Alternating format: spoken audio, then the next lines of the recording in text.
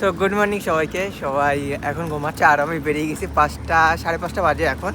তো এখন বেরিয়ে গেছি ডিউটির জন্য।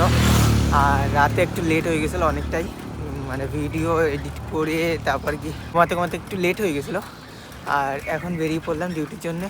তো যা যাক, এখন টিফিন টাইমে একটু বেরিয়েছিলাম আর রাস্তাটা তো একটু মেঘ নিয়ে যাচ্ছে, পুরো ওয়েদার ক্লিয়ার আর রোদটা প্রচণ্ড।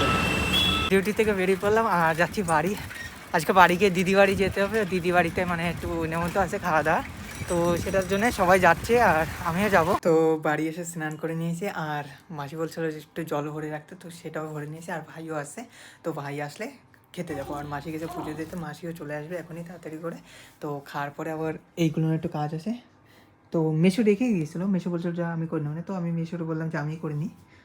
আর তো তারপরে একটু পরে বেরোবো এখন দিদি বাড়িতে। এখন বেরিয়ে পড়লাম, আমি আর মাসি যাচ্ছি এখন দিদি বাড়িতে। ভাই একটু বাদে আসবে, তো ভাই মিশো এখন শিয়ালদাতে আসে, শিয়ালদা থেকে আসলে তারপর গিয়ে ভাই বেরোবে।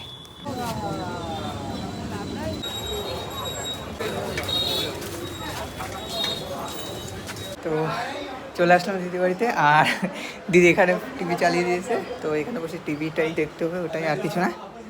মানে দিদি বাড়ি আসলে একটু মানে ভিআইপি বুঝলে, ওটাই। আর মাসি যাচ্ছে উপরে, মাসি দেখা করতে যাচ্ছে। তো আমি এখানে আছি, আমি আগে তাড়াতাড়ি করে চলে আসলাম আর একটু পরে সবাই চলে আসবে। দিদি এটা দিয়ে গেছে, এটা কি সীমাই মনে হচ্ছে, হ্যাঁ।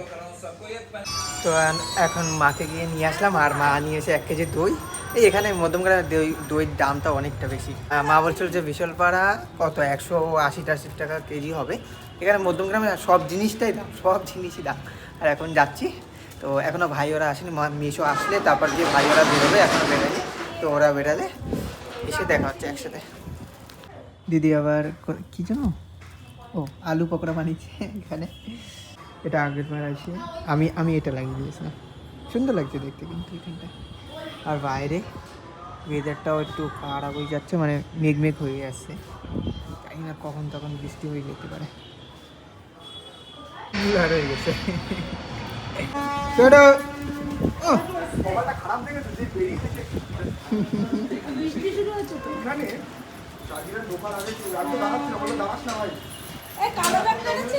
হ্যাঁ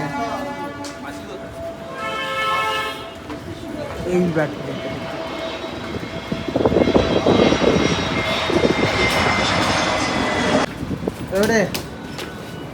এই যে আমি উঠে গেল।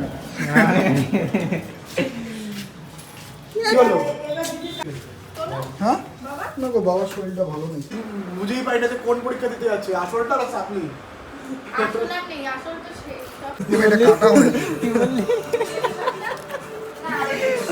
এখানে কাপড় সাজানো হচ্ছে।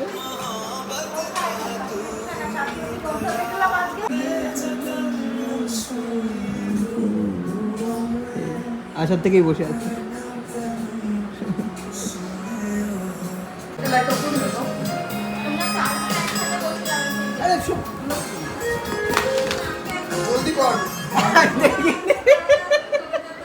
ফোন পড়ে গেছে,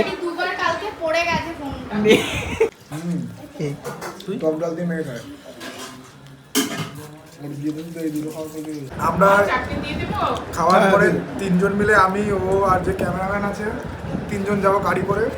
যদি আমাদেরকে কোনো রকমভাবে পুলিশে ধরে তাহলে আমাদের দেখিয়ে দিতে চাই আমাদের সাথে কোনো গাঁজা মদ কোনো টাইপসের নেশা দ্রব্য কিছু নেই। আমরা মাংস দিয়ে পাবদা মাছ দিয়ে খেয়ে যাচ্ছি, তো দয়া করে ধরে যাচ্ছে। খেয়েও তো নেশা হতে পারে, তখন কারণ চিকেন খেয়েও তো নেশা হতে পারে। ধনে পাতার জায়গায় কি দিয়েছিস? খালি হয়নি এখনো, আমি হয়তো 50 গ্রাম এখানেই দিয়ে দিল। আমাকে দিত না, আমি ওখান থেকে নিয়ে নেবো। নিয়ে নেবো কেন? হ্যাঁ তোকে বলেছি আমার ফোনটা কিন্তু কলে এখন প্ল্যানিং করা হচ্ছে, যদি পুলিশে ধরে তো আমরা আমাদের একটা গাড়িতে 3জন মিলে যাচ্ছি। যদি পুলিশে ধরে তাহলে খ্যাপ 500 টাকা তো নেবেই। আমি 100 তুই বাকি 200। হ্যাঁ ঠিক আছে, গাড়ি তোর তো তারপরে গাড়ি বাবা এসছে চরম মারবে। কাকে? তো এখন আমরা গাড়ি করে যাচ্ছি আর বাকি মা মাসি বাবা ওরা সব ট্রেনে করে যাচ্ছে। হ্যাঁ আরে না না বেরিয়ে ওখানে ওই দিকে নিয়ে নেবে, এখান দিয়ে খাবো না। রাস্তা ফাঁকা চালা।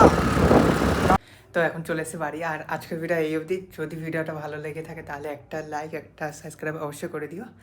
তো দেখা হচ্ছে নেক্সট ব্লগে।